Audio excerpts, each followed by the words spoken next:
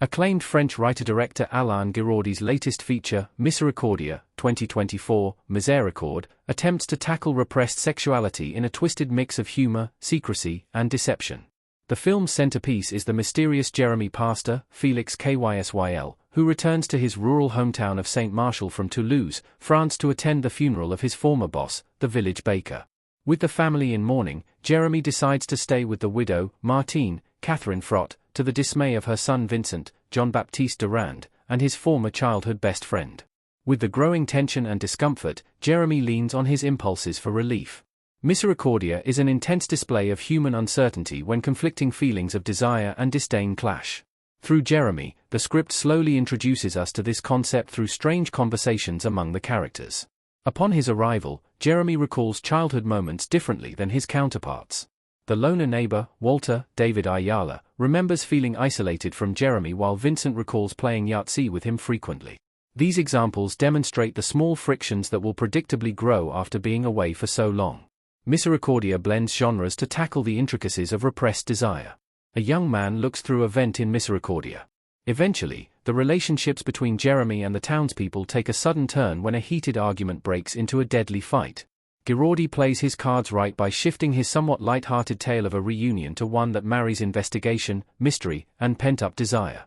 The script also takes on investigative storytelling by introducing other characters, like the local priest and a police officer, Sebastian Faglain, who offers a hint of humor and escape to exercise the inherent mystery of the story.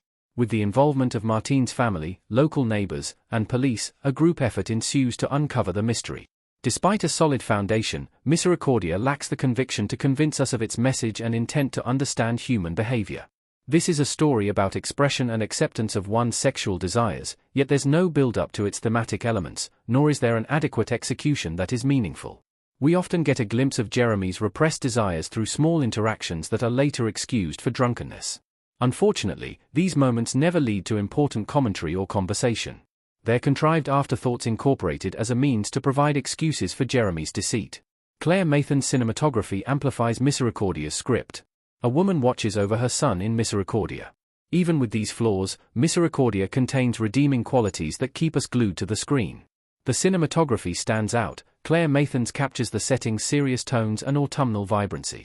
The allure of her camera work accentuates the storytelling even when the script does not. Additionally, the cast fully commits to their respective roles with the perfect amount of humor. Frott is sensational as Martine, battling her curiosity with growing contempt as she's forced to deal with continuous lies. She is fully convincing as a widow overcome by tragedy and deceitfulness. Despite a solid foundation, Misericordia with its best effort to tackle the complexities of sexual desire and repression through circumstance, surroundings, and setting, Misericordia never reaches a level that would lead to valuable conversation. As a whole, the film is entertaining, but even its ending is abrupt and uncertain given the groundwork of the first half.